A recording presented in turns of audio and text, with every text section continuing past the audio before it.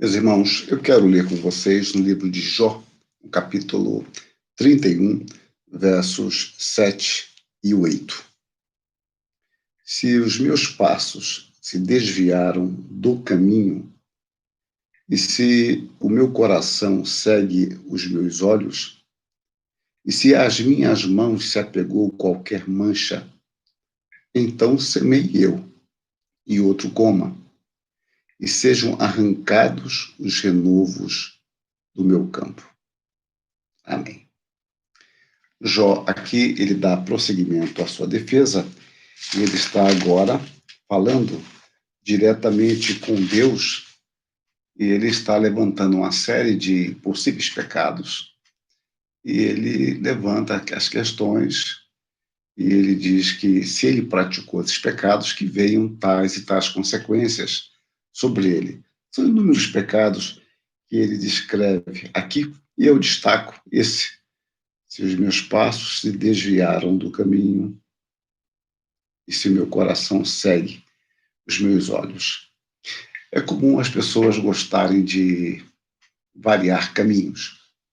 Não digo que todo mundo faça isso, mas às vezes as pessoas gostam de mudar rota. Pode ser uma mudança mais radical, um caminho mais longo, mas que flui melhor. Isso acontece muito nos grandes centros, onde tem as vias expressas, tem as avenidas por fora da cidade, né?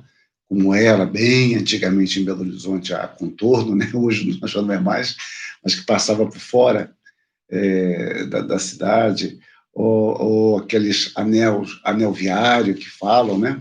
Rodoanel, coisa desse tipo, nomes diferentes, mas que são caminhos. Alguns passam para alterar um pouco, ou para fazer uma experiência, se é melhor aquele caminho, e assim acontece com muitas e muitas pessoas. E quando você faz isso, num âmbito até menor, porque você tem mais tempo de verificar as coisas, você começa a destacar aspectos. Olha, faz tempo que eu não passava por aqui, não tinha observado que estão construindo tal prédio, ou que tal prédio foi demolido, ou que já tinha ficado pronto.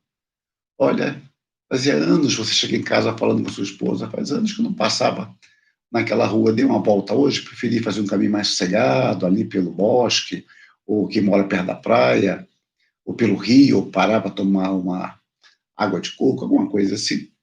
E ele pode observar, olha, eu observei que fizeram ali uma pista agora para ciclista, uma ciclovia. Bom, são observações diferentes que você as faz porque não está acostumado com elas, porque você não passa por ali. Isso é comum. E aqui, não se referindo a um caminho puramente físico, ele diz: se os meus passos se desviaram do caminho. Ele está certamente se referindo ao caminho do Senhor, aquilo que ele sabe que é correto, que é certo, que é justo, mas ele conscientemente se desviou. Então, ele fala: olha, se meus passos se desviaram, que venham as consequências sobre ele. E juntamente com os seus passos se desviando, ele vai falar: e se meu coração segue os meus olhos? Você, quando segue caminhos diferentes, você percebe coisas diferentes. Nós sabemos que o cérebro influencia mais os nossos olhos do que os nossos olhos influenciam ao nosso cérebro por meio do nervo óptico. O fato é que há uma espécie de pré-seleção do que queremos ver. De certa forma, quando alguém diz que nós não vemos o que não queremos ver, tem, tem razão. De certa forma, isso é verdade. Mas, por outro lado, nós não temos o controle total dos nossos olhos. Nós vemos coisas agradáveis, coisas desagradáveis, coisas que nós aspiramos, legítima ou não legitimamente. E nós somos, o tempo todo, estimulados em nossos instrumentos, nossos órgãos sensoriais, para nos cativar. Você passa perto de certas lojas e tem aquele perfume, né? Aquele aroma, que é uma fórmula que eles usam para que você associe, né? Aquela aquela loja com aquele perfume. Então há uma identificação, é um perfume agradável a você e só aquela loja tem, só aquela loja vende, há uma identificação. Há também a ideia de mercado, uma música tocando suavemente, até que você seja interrompido pelas promoções relâmpagos, que relampejam o dia inteiro. Bom, mas o fato é que você ouve uma música agradável, sente mais à vontade, fica mais tempo e consome mais. Mas tudo isso envolve também os nossos olhos. Como querem nos fascinar pelos olhos, o que é bonito de se ver. Vejam que Eva foi tentada, um dos aspectos da tentação é que ela viu a fruta que era agradável aos olhos.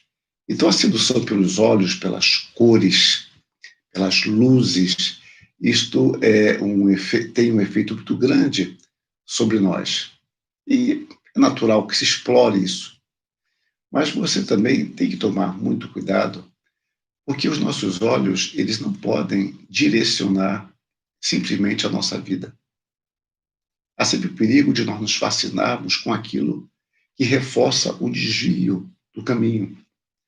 Nós desviamos nossos passos do caminho, vemos o que não seria bom para nós ver, e este bom para nós ver nos fascina, e agora nós confirmamos o desvio, os novos passos fora do caminho.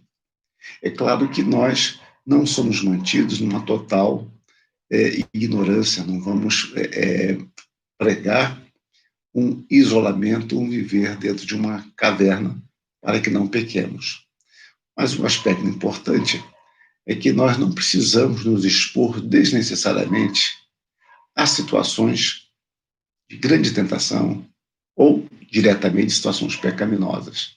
Nós não temos o controle total sobre isso, mas nós podemos muitas vezes saber por onde vamos, saber que ali não é o melhor lugar para nós estarmos. Ser dirigido pelos nossos olhos pode nos conduzir a ocultar propositadamente outras questões, porque nós só queremos aquilo. E o que está em volta, as consequências evidentes daquilo, ou os caminhos que vão nos conduzir àquilo que nossos olhos nos fascinaram, são caminhos distantes de Deus e de Sua palavra.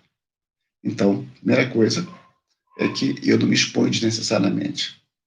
Um outro aspecto é que, por questões de necessidade ou pela vida que nós vivemos, pelas armadilhas, pelas preparações naturais da existência, nós vimos coisas que nós não apreciamos ou que apreciamos e podem nos fascinar. Então, nós temos que ter maturidade cristã para saber lidar com aquilo que pode ser fascinante, mas não é para nós. Aquilo que pode ser brilhante a nossos olhos, mas não é algo lícito, nem algo correto. Então, tenhamos sempre cuidado, não nos exponhamos necessariamente a situações de risco. Segundo, nós não temos o controle total sobre isso. E se não temos e se enfrentamos, isso contribui para o nosso fortalecimento, para a nossa maturidade espiritual. Mas os nossos olhos são guias importantes, sem dúvida. Mas nós não podemos nos guiar por ele. O nosso coração não pode ser colocado juntamente para onde nossos olhos vão, porque os nossos olhos veem o que devem e o que não devem. E é preciso que tenhamos um coração repleto da palavra de Deus para não pecar, porque nós não pecamos com nossos olhos. Nossos olhos apenas transmitem para nós sensações. Mas o problema é que quando essas sensações dominam o nosso coração, elas direcionam os nossos olhos. Por isso devemos pedir a Deus que nos poupe da tentação, mas não sendo possível, que Ele nos ampare em meio às tentações e que assim possamos amadurecer, crescer em meio às tentações, porque juntamente com a tentação, o Senhor provê o meio para nós. Que Deus nos dê discernimento, nos dê clareza e que o nosso coração seja totalmente oferecido a Deus. Amém.